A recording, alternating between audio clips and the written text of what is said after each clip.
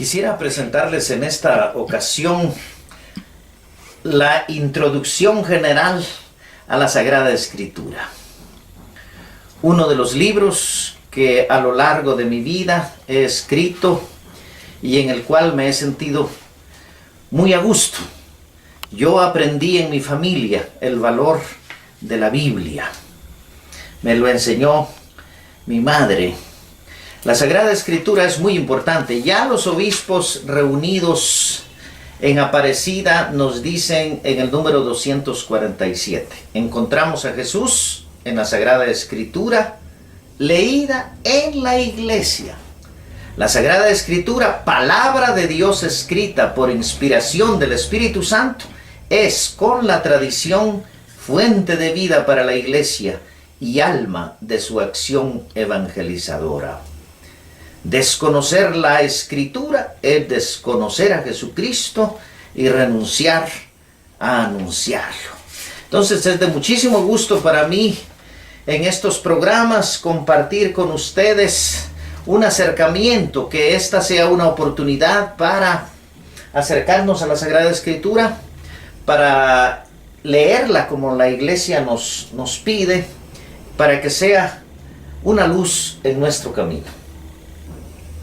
Y para ir conociendo más sobre el estudio bíblico, Fray Milton, ¿qué es la Biblia? Fíjese que la Biblia para nosotros, Leonel, es la palabra de Dios. Y también para el pueblo judío es la palabra de Dios. La palabra de Dios que nos ilumina. Yo recuerdo que hace unos años en un curso que ofrecí, le pregunté a la gente, ¿qué es la palabra de Dios para usted? Y ellos me fueron diciendo una diversidad de conceptos que yo recogí en un pequeño poema que escribí y que está en este libro y que nos guía en la escuela bíblica de Corpus Christi todos los lunes a las 7 de la noche. Y dice así: la palabra del Señor es oasis en mi desierto, nueva vida en mi corazón muerto, camino, verdad y vida, consuelo en la tribulación, es mi bendición, luz en mi camino, liberadora y comunicadora. Ella es transformadora, mi existencia en cada amanecer, acompaña cada parte de mi ser. La palabra del Señor es poderosa, ella es hermosa, alumbra mi caminar, me enseña a amar. Revelación de la presencia divina, de nuestra alma vitamina, es mi refugio y fortaleza, ella es mi belleza. La palabra del Señor es esperanza que a todos alcanza. La palabra del Señor es agua viva, ella es fuente de sabiduría. Creadora del universo, alimento de mi espíritu, es paz y tranquilidad en medio de la tempestad. Luz para nuestros pasos, es un sinfín de abrazos, faro en mi negrura, consuelo en la amargura. La palabra del Señor es semilla sembrada, debo regarla todos los días para ver la cosecha de mi vida. Ella es descanso del alma, me regala gran calma. La palabra del Señor es mi guía, ella es mi alegría, me da fe, esperanza y amor, me consuela en mi dolor. La palabra del Señor es, porque Dios es el nombre de Dios, Yahvé. Entonces, es muy importante para nosotros, porque es uno de los fundamentos de nuestra fe. ¿Y por qué es importante leer y conocer la palabra de Dios? Porque ahí nos encontramos. Fíjese qué bonito, hay uno de los santos padres de la iglesia que lo expresa de esta manera. ¿Qué es la Sagrada Escritura?, dice él, sino una carta del Dios omnipotente a su criatura. Es una de las definiciones que más me encanta a mí. Es Dios que nos habla. Esto lo dijo San Gregorio Magno. ¿Qué es? Hasta la hace en rima él. ¿Qué es la Sagrada Escritura? Sino una carta del Dios omnipotente a su criatura. Usted se recuerda cuando nos escribíamos cartas por escrito, ¿no? Y entonces uno con qué alegría veía quién era el remitente, a quién sería, y qué bonito, ¿verdad? Y esa es la palabra de Dios, solamente que una carta bastante grandecita, ¿verdad? Y que después de muchos años tenemos que reinterpretarla por muchas situaciones, porque han pasado muchísimos años desde que la Sagrada Escritura fue escrita. ¿Pero esa es palabra de Dios o palabra de hombre? He ahí el dilema, diría. ¿Es palabra de Dios o es palabra de hombre? Yo diría que ahí viene la pedagogía de la I. Es palabra de Dios y es palabra de hombres. La Iglesia tiene una larga historia de la pedagogía de la I. La Virgen María, ¿es madre o es virgen? Pues es madre y virgen. Dios es uno o trino, es uno y trino. La I nos viene a unir lo trascendente, lo inmanente. Entonces, como palabra de Dios, es un libro que tenemos que leerlo con fe. ¿Y lo puede leer alguien que no lo tenga fe? Sí, pero le quita la esencia, porque la vería solamente como palabra humana y no como palabra de Dios. ¿Cómo hacer esa combinación tan bella? Porque la Biblia, para nosotros los creyentes, es palabra de Dios escrita. No se agota el mensaje de Dios solamente en lo escrito. Dios sigue presente en los diversos acontecimientos, en la vida de las personas, de las culturas, de las sociedades humanas. Pero aquí tenemos el texto escrito. Lo que quedó por escrito es la revelación de Dios. ¿Queremos descubrir a Dios? Tenemos que leer la Sagrada Escritura. Aquí encontramos precisamente el mensaje de Dios para la vida personal y para la vida eclesial. Entonces, la pregunta, mejor dicho, la síntesis es: la Sagrada Escritura o Biblia, que es sinónimo, es palabra de Dios y es palabra de hombres. ¿Y por qué también es palabra de hombres? Dios no tiene otro lenguaje que el lenguaje que nosotros los seres humanos usamos, ¿sí? Y la importancia que tiene la división de la Biblia. Sí, la división de la Biblia lo que nos ayuda es a ubicar, por ejemplo, los grandes bloques: Antiguo Testamento y Nuevo Testamento. La palabra testamento en hebreo se dice berit y en griego diateke. Esta palabra berit del hebreo, que pasó al griego diateke, pasó después al latín testamentum, de donde nos viene a nosotros la palabra testamento. Algunos prefieren decir la antigua alianza y la nueva alianza, el antiguo pacto, el nuevo pacto. Nosotros, por tradición y porque en las primeras traducciones de la Sagrada Escritura nos vino en latín, nos quedó la palabra testamento. En un ambiente judío, ellos prefieren utilizar Primer Testamento y Segundo Testamento.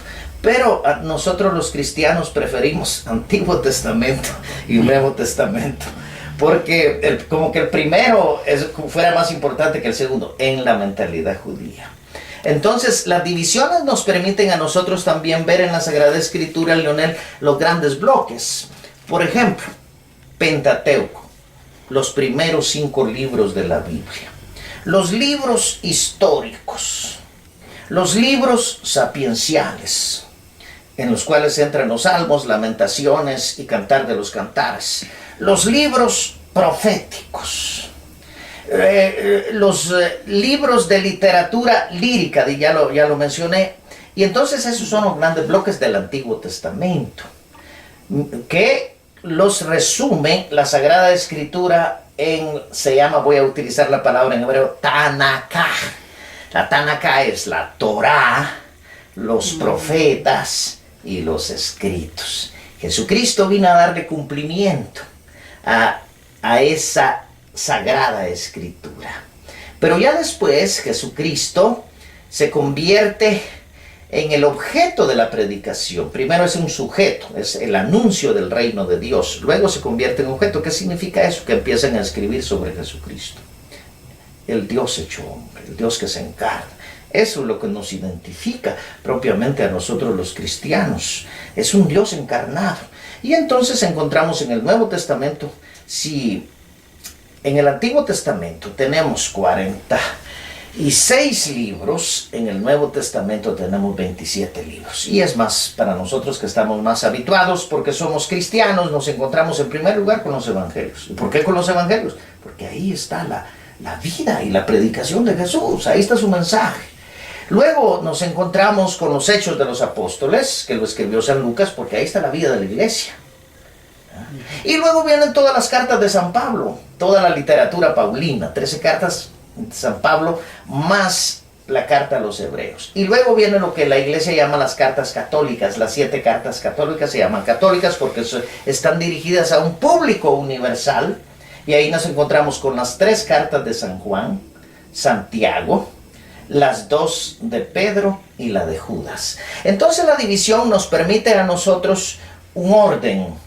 Además, una forma de encontrar rápidamente los textos bíblicos, porque voy a poner un ejemplo muy sencillo. La Biblia es como una gran ciudad, Lionel, como una gran ciudad. Tiene muchas zonas y muchos barrios. Nunca la llegamos a conocer totalmente. Pero esta división nos permite ubicarnos luego y llegar a los lugares donde queremos. Entonces, esa es la razón por la cual la Biblia se dividió en estos grandes bloques. Esta es la razón por la cual también en 1226, la Biblia es dividida en capítulos. Stephen Langton, cardenal, la dividió en capítulos.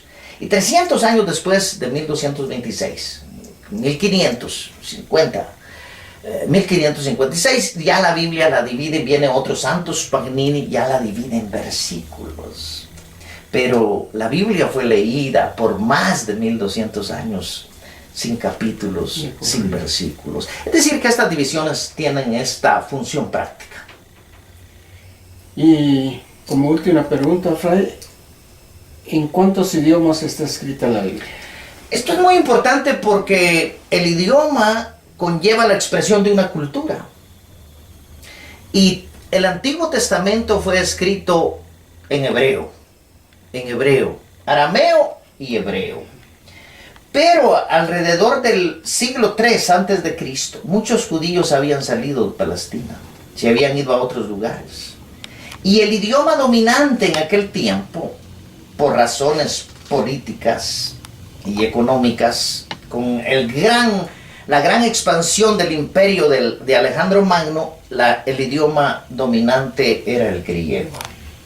Por eso es que en tiempo de Jesús y antes del tiempo de Jesús hubo una traducción del hebreo al griego.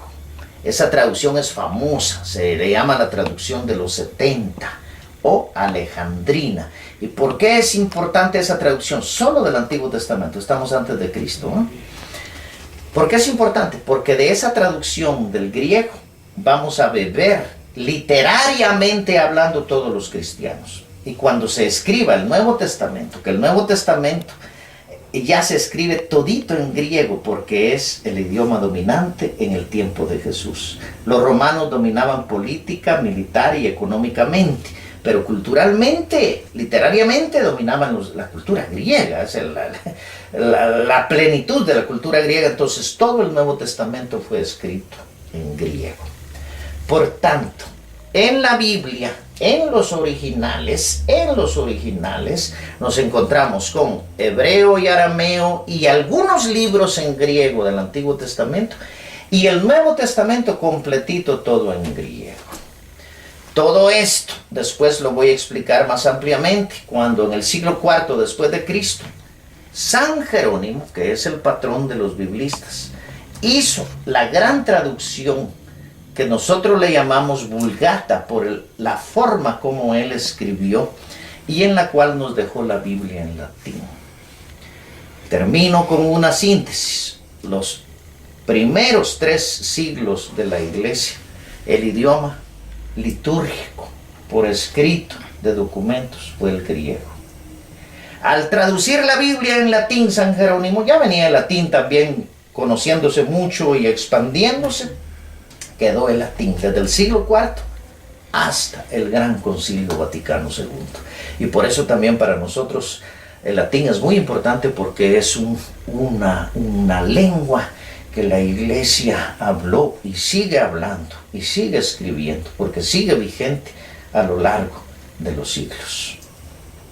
Entonces, para iniciar este estudio bíblico, vamos a quedarnos aquí y les invitamos a que tengan su Biblia. Les invito también a que puedan obtener este libro que yo escribí a lo largo de 20 años y que es una introducción general a la Sagrada Escritura.